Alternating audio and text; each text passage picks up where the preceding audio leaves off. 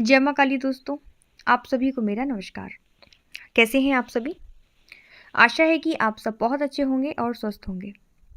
माँ काली का आशीर्वाद और उनकी कृपा सदैव आप पर और आपके समस्त परिवार पर बनी रहे। आप सभी स्वस्थ रहें, खुशहाल रहें। माँ से यही प्रार्थना है आप सभी के लिए। माँ सभी की झोलियाँ भरे और सभी की मनोकामनाओं को माँ पूर्ण करे।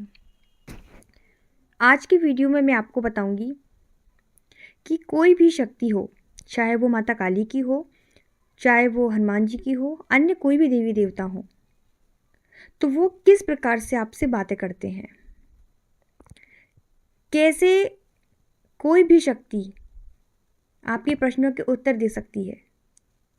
कैसे कोई भी देवी देवता एक भगत को आकर सब कुछ बता देते हैं। आज की वीडियो में मैं आपको बताऊंगी कि माता काली हो या कोई भी शक्ति हो, वो बातें कैसे करती हैं। आपकी हर समस्या का समाधान वो किस प्रकार बताती हैं।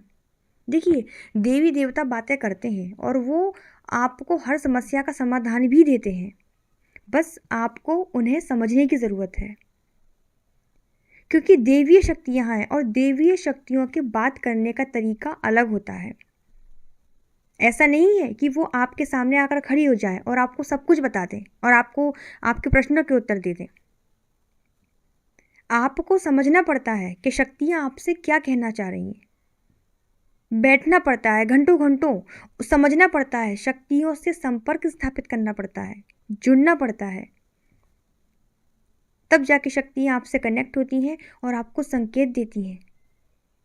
आपको उन संकेतों को समझना पड़ता है। आप भी शक्तियों से बात कर सकते हैं। आपको किसी भगत के पास जाने की ज़रूरत नहीं पड़ेगी अगर आप इस चीज़ को समझ जाएं कि शक्तियाँ बात कैसे करती हैं, कैसे वो आपको पूछा देती हैं। ये सब करने में आपको शुरुआत में थोड़ी सी दिक्कत आ सकती है। इसे आप इस तरीके से समझ लीजिए कि जैसे आप किसी नई जगह पर जाते हैं तो वहाँ की भाषा को समझने में आपको थोड़ा सा समय लगता है, लेकिन जब आप वहाँ लगातार रहते हैं, उनसे बात करने की कोशिश करते हैं, उनसे जुड़ने की कोशिश करते हैं, तो फिर धीरे धीरे आपको उस जगह की भाषा भी समझ में आने लगती है। ठीक इसी प्रकार देवीय शक्तियों के साथ होता है। जब आप उनको समय देते हैं, उनको समझते हैं, उनसे जुड़ने की कोशिश करते हैं, घंटों घंटों उनके सामने बैठते हैं, तो धीरे धीरे आपको भी समझ में आता है कि शक्तियाँ बात कैसे करती हैं। लेकिन ये बात 100% सच है कि देवी देवता बात करते हैं और आपको आपकी समस्याओं का समाधान देते हैं। चाहे वो माता काली हो, चाहे अन्य कोई भी देवी देवता हो, वो बातें करते हैं। बस आपको पता होना चाहिए। कुछ लोग इसे वहम समझ लेते हैं, जैसे कि अगर उनके मन में कोई बात बार बार आ रही है तो वो समझते हैं कि ये उनका वहम है। वहम नहीं समझना चाहिए। जो भगत लोग होते हैं, जो माता की चौकियाँ लगाते हैं, वो कैसे आपको सब कुछ बता देते हैं कि तुम यहाँ गए थे, तुम्हारे साथ ये समस्याएं थी, तुम्हें ये दिक्कत हुई थी, तुम्हारे कुल देवता तुमसे रुष्ट हैं, कुल देवी रुष्ट हैं, या तुमने अपने पितरों का भोग नहीं दिया। तो वो ये सब कैसे बता देते हैं? क्योंकि वो जानते हैं कि शक्तियाँ कैसे बात करती हैं, शक्तियाँ पूछा कैसे देती हैं। और जब भगत आपके बारे में सब कुछ बताता है तो आप खुद बोलते हो कि हाँ, ये बात सच है। तो ऐसा थोड़ी ना है आप भी वहाँ मौजूद होते हो। ऐसा तो नहीं होता कि वहाँ कोई आपके अलावा तीसरा पर्सन था, आप हो और वो हो। तो फिर वो कैसे बता देता है? शक्तियाँ उसको बताकर जाती हैं। जो देवी देवता उसने सिद्ध कर रखे हैं वो उसे बता के जाते हैं। आप जैसे ही उनके सामने बैठते हैं, आपको कुछ सुनाई नहीं देता, आपको कुछ दिखाई नहीं देता, लेकिन उस भगत को सब दिखाई भी देता है और सब सुनाई भी देता है। वो भगत ध्यान के माध्यम से आपको सब बता देता है। कई कई भगत तो ऐसे भी होते हैं जिनको ध्यान लगाने की ज़रूरत भी नहीं पड़ती। वो बस आंखें बंद करते हैं और उनको सब कुछ एक फिल्म की तरह उनके सामने सब दिखाई देने लगता है, सुनाई देने लगता है, और फिर वो सब कुछ आपके बारे में बता देते हैं। तो अगर आप भी देवीय शक्तियों से बात करना चाहते हैं, इन संकेतों को समझना चाहते हैं कि देवी देवता कैसे आपके सवालों के जवाब देते हैं, तो सबसे पहले तो आपको अपनी दिव्य दृष्टि को जगाना होगा। दिव्य दृष्टि जब तक आपकी नहीं खुलेगी तब तक आप शक्तियों से बात नहीं कर सकते। दिव्य दृष्टि यानी कि आपका आज्ञा चक्र। आपको अपने आज्ञा चक्र को एक्टिवेट करना होगा।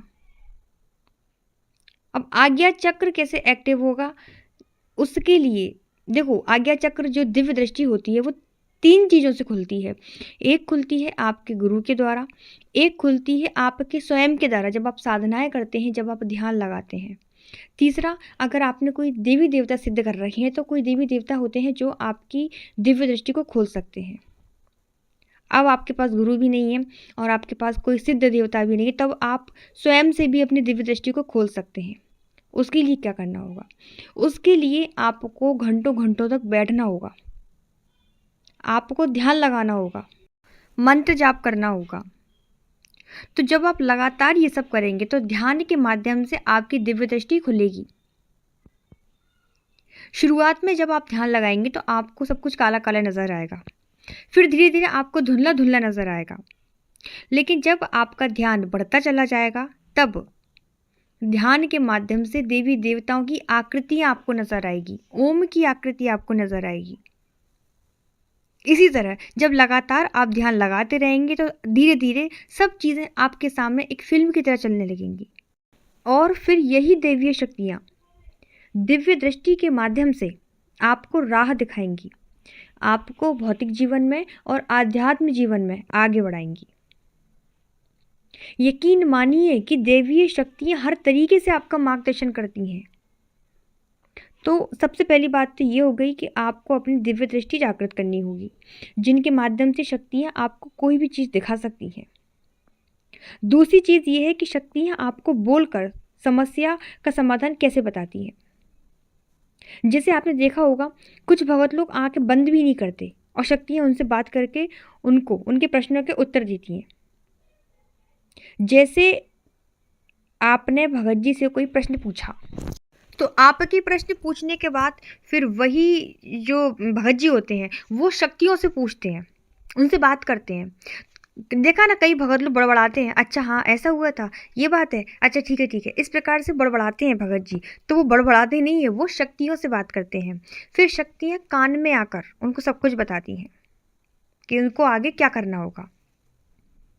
आप जब ध्यान लगाएंगे तो स्टार्टिंग में आपको अपने आसपास की आवाज़ें आएंगी। जैसे आप ध्यान में बैठे हैं, पूजा कर रहे हैं, तो कोई बाहर आ रहा है, कोई जा रहा है, टीवी चल रही है, गाने चल रहे हैं, इस प्रकार की आवाज़ें आपको आएंगी जो आपके आसपास होगा।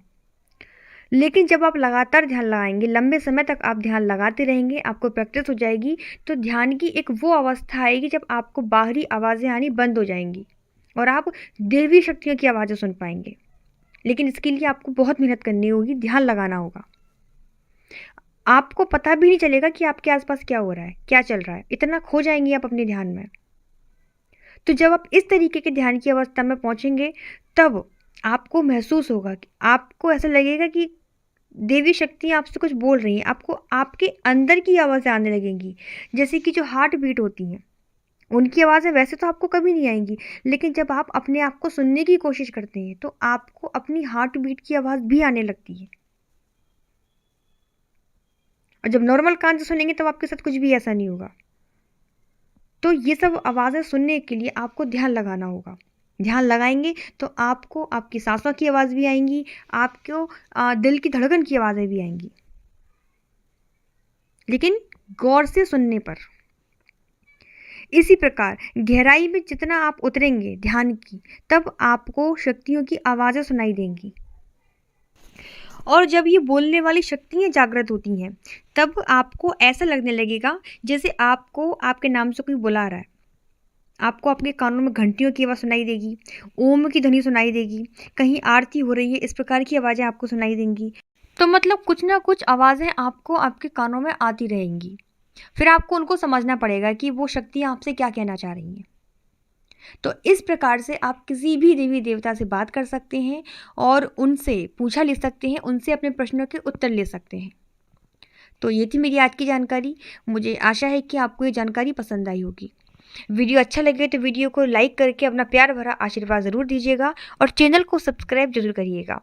साथ ही बेल आइकन को प्रेस कर दीजिएगा ताकि मेरी आने वाली हर वीडियो, हर जानकारी आप तक सबसे पहले पहुंचे। मैं मिलती हूँ आपसे दूसरे वीडियो में, तब तक सभी को जय माता दी। सभी अपना ध्यान रखिए। धन्यवाद।